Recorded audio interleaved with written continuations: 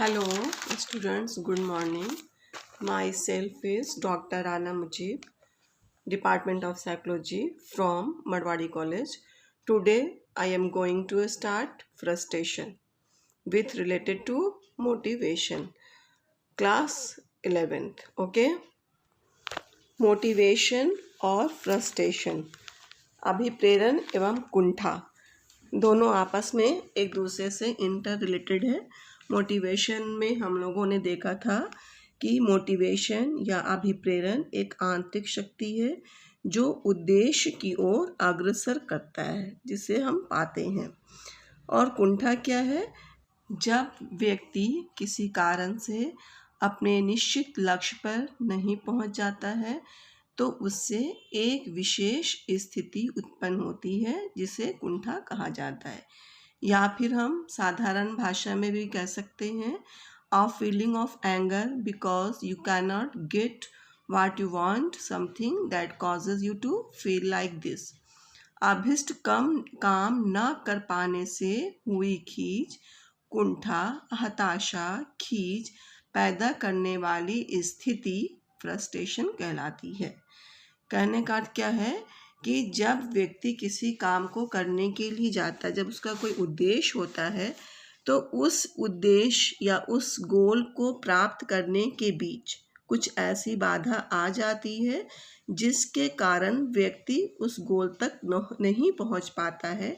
तो यह जो स्थिति आती है वह फ्रस्ट्रेशन या कुंठा की स्थिति होती है। या फिर आप ये भी कह सकते हैं कि जब हम किसी उद्देश्य या गोल को प्राप्त करना चाहते हैं और उसके सामने कोई बाधा आ जाती है तो उस कंडीशन को फ्रस्ट्रेशन कहते हैं। जैसे यहाँ भी देखिए, ये सबसे सिंपल परिभाषा है कि जब कोई व्यक्ति अपने उद्देश्य को प्राप्त करने में रोक दिया जाता है तब उससे जो स्थिति उत्पन्न होती है कुंठा कहलाती। It is negative feeling which occurs when one is preventing from reach to the goal. Okay, आया समझ में कि जब कोई व्यक्ति किसी उद्देश्य को प्राप्त करना चाहता है, किसी उद्देश्य को पाना चाहता है, अपने गोल तक पहुंचना चाहता है और वह चीज़ या वह गोल या उद्देश्य पूरा नहीं कर पाता है, तब उस कंडीशन को फ्रस्ट्रेशन या कुंठा या निराशा कहा जाता है। जैसे सपोज कीजिए कि आप किसी पार्टी में जाना चाहते हैं, प्रोग्राम बना चुके हैं कि मुझे आज एक पार्टी में जाना है, लेकिन ठीक उसी समय आपके पापा, आपकी मम्मी किसी वजह से आपको रोक देते हैं और कहते हैं कि आज पार्टी में नहीं जाना है, आपको दूसरा काम कर लेना। तो उस समय आपके अंदर जो स्थिति उत्पन्न होती है, आप चिड़चिड़ा जाते हैं, गुस्सा होने लगते हैं। तो ये जो स्थिति उत्पन्न होती है यह स्थिति फ्रस्ट्रेशन की होती है। आप निराश हो जाते हैं कि सारा प्रोग्राम बना चुके हैं, अब नहीं जा पा रहे हैं, तो यही फ्रस्ट्रेशन कहलाता है। ओके, इसे इस तरह भी डिफाइन किया जा सकता है। What is frustration? Frustration may be defined as the emotion produced when we are blocked from reaching our goal. Some frustrations are minor, for example, busy signals, traffic slowdowns, late arrivals, pending assignments to check. Students can also be frustrated over exam pressure, peer pressure, and pressure from parents to perform well in exams. यहाँ क्या है? निराशा को तब उत्पन्न होने वाली भावना के रूप में परिभाषित किया जा सकता है जब हम अपने लक्ष्य तक पहुँचने से अवरुद्ध होते हैं, अपने लक्ष्य तक पहुँचने से रुक जाते हैं। कुछ निराशाएं मामूली होती हैं, जैसे व्यस्त सिग्नल। जब आप ट्रैफिक पे जब आप खड़े रहते हैं, बहुत लंबी लाइन लगी होती है, ट्रैफिक खुलता नहीं है, तो कितना फ्रस्ट्रेशन की स्थिति आती है, कितना आदमी इरिटेट हो जाता है। तो ये क्या हुआ? ये एक मामूली निराशा हुई।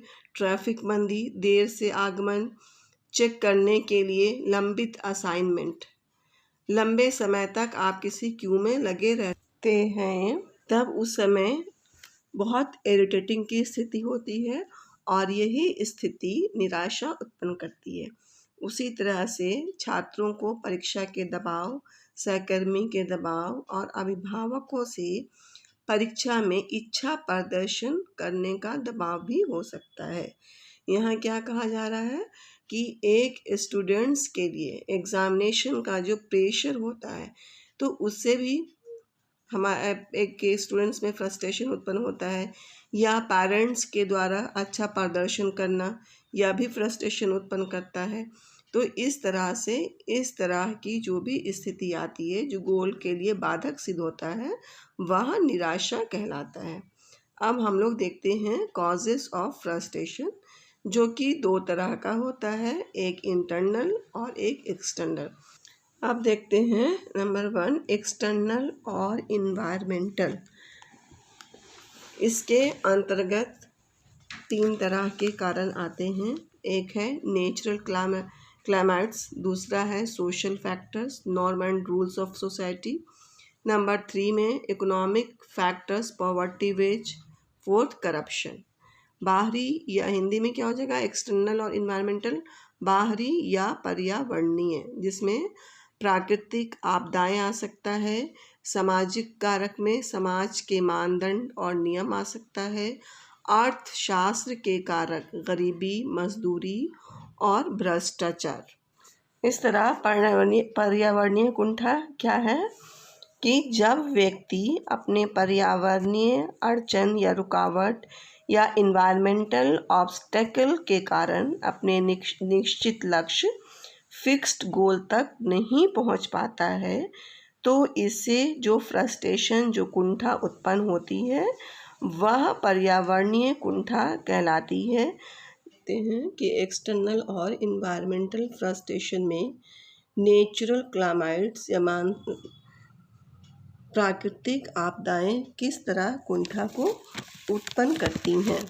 जैसे सपोज कीजिए कि आप पिक्चर देखने के लिए प्रोग्राम बनाए हुए हैं, पिक्चर देखने के लिए जाना है और अचानक से बहुत तेज़ बारिश हो जाती है और लाख कोशिश के बावजूद आप पिक्चर देखने नहीं जा पाते हैं।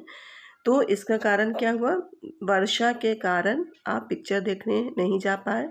तो वर्षा जो हुआ आपके अंदर एक फ्रस्ट्रेशन उत्पन्न करने वाली क्रिया हो गई, जिसकी वजह से आप पिक्चर नहीं देख पाए। उसी तरह से सोशल फैक्टर्स में norm and rules of society क्या हुआ कि समाज के द्वारा कुछ मानदंड बनाए जाते हैं, कुछ नियम कानून बनाए जाते हैं, जो कि कभी कभी आपके इंटरेस्ट में रुकावट डालते हैं। जैसे सपोज़ कीजिए आज के समय में मास्क लगाना कंपलसरी हो गया है।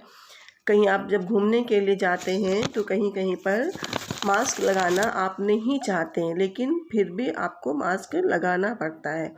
तो ये क्या हुआ कि उसके बीच में एक बाधा डाल रहा है कि हमें घूमने के लिए जाना है, मास्क नहीं लगाना, फिर भी हम मजबूर हैं।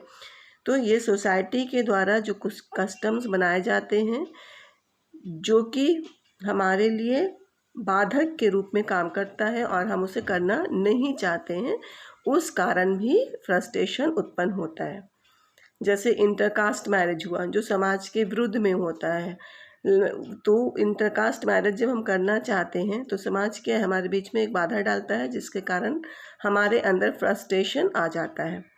उसी तरह से इकोनॉमिक्स फैक्टर्स में क्या हुआ, गरीबी, मजदूरी, आर्थिक स्थिति में जैसे क्या हो जाएगा कि जैसे किसी होटल में रुकना है हमें, लेकिन हमारे पास इतना पैसे नहीं है किसी अच्छे होटल में हम रुक सके। तो यहाँ क्या है, नहीं रुक पाना अंदर में हमारे अंदर एक फ्रस्ट्रेशन उत्पन्न करता है, कुंठा की स्थिति आ जाती है कि मैं इतना गरीब हूँ कि मैं इस होटल को अफोर्ड नहीं कर सकता हूँ। तो इस सिचुएशन में जो स्थिति उत्पन्न होती है वह फ्रस्ट्रेशन है, वो भी एक कारण हो गया। उसी तरह से भ्रष्टाचार भी एक कारण हुआ कि भ्रष्टाचार के कारण कहीं कहीं किसी तरह का भ्रष्टाचार हो जाता है, उसके कारण भी एक मानसिक द्वंद की स्थिति उत्पन्न होती, फ्रस्ट्रेशन आ जाता है। अब हम लोग देखते हैं नंबर 2 इंटरनल और पर्सनल।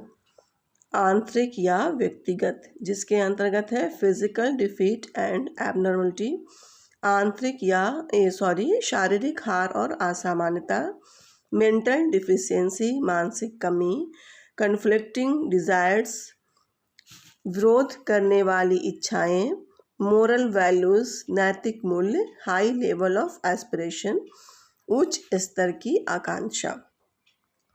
शारीरिक हार और असामान्यता, ये क्या है कि कोई व्यक्ति बहुत अच्छा बनना चाहता है लेकिन फिजिकली किसी कारणवश उसका कोई अंग डिफेक्टिव है, एबनॉर्मल है, तो ऐसी हालत में वह चाह कर भी अपने मन के हिसाब से वह काम नहीं कर सकता है। सपोज़ कीजिए कि किसी आदमी का पैर पूरी तरह से सही नहीं है, लंगड़ाता है और वह पुलिस फोर्स में जाना चाहता है, पुलिस बनना चाहता है, तो वहाँ पर क्या है, पुलिस बनने के लिए पूरी तरह से हेल्दी होना ज़रूरी है। तो इसका जो पैर है वो पूरी तरह से फिट नहीं है, जिसकी वजह से वह पुलिस में भर्ती नहीं हो सकता है। तो जब भर्ती नहीं हो सकता है तो उसके कारण जो स्थिति उसकी हो रही है वह क्या है, फ्रस्ट्रेशन है। उसी तरह अगर किसी व्यक्ति के अंदर मानसिक रूप से कुछ कमी है तो इस हालत में भी वह चाहकर कुछ नहीं कर पाता है और उसके अंदर एक ऐसी स्थिति उत्पन्न होती है जिससे चिड़चिड़ापन आ जाता है, इरिटेशन होता है, जो कि फ्रस्ट्रेशन है। तीसरा क्या है, विरोध करने वाली इच्छाएं, कॉन्फ्लिक्ट डिज़ायर्स। कभी कभी ऐसा भी होता है कि समाज में जिस काम को करना चाहते हैं हम, उसके लिए मना है या परिवार की तरफ से कुछ मनाहट है, कुछ नहीं कर पाते हैं, तो ऐसी स्थिति भी हमारे अंदर फ्रस्ट्रेशन को उत्पन्न करती है। बहुत बार ऐसा होता है कि हम किसी जगह पे गए हैं, हाई मोरालिटी हमारी है, हम हाथ धोना चाहते हैं, वहाँ पर पानी नहीं है और साबुन भी नहीं, कुछ भी नहीं हाथ धोने के लिए, हम सैनिटाइज़र से काम चला लेते हैं। तो ये चीज़ हम कर तो लेते हैं लेकिन अपने अंदर में ही एक खींच उत्पन्न होता है जो कि फ्रस्ट्रेशन है। ये नैतिक मूल्य हुआ या हाई मोरालिटी। उसके बाद क्या है, हाई एम्बिशन, हाई एस्पिरेशन। यहाँ क्या है कि जैसे आपकी एक मेंटल कैपेबिलिटी है कि आप बहुत मेहनत करने पर भी 60% आप ला सकते हैं, लेकिन आपको ऐसा नहीं हो रहा है, आप चाहते हैं कि आपका 90% आ जाए, आपका नहीं आ पाता है। तो ऐसी स्थिति में भी व्यक्ति चिड़चिड़ा जाता है और यही चिड़चिड़ापन, यही खींच फ्रस्ट्रेशन कहलाती है, फ्रस्ट्रेशन का कारण बनती है कि जितना कैपेबिलिटी मेरे अंदर है उससे ज़्यादा को चाहना, और जो कि हो नहीं पाता है। उसी तरह जैसे आप का मेंटल कैपेबिलिटी जो है, मेहनत करने की जो क्षमता है वह 60% है और आप 90% लाना चाहते हैं, लेकिन आपसे वह हो नहीं पाता है, आप ला नहीं पाते हैं। तो ऐसी हालत में आपके अंदर एक निराशा उत्पन्न होती है, यही निराशा है। उसके अलावा आपको लगता है कि एफर्ट लगाएंगे तो रिज़ल्ट अच्छा होगा, लेकिन नहीं हो पाता है। तो ये सारे कंडीशंस जो हैं वह फ्रस्ट्रेशन को उत्पन्न करते हैं। ओके, आज की क्लास यहीं तक। Thank you.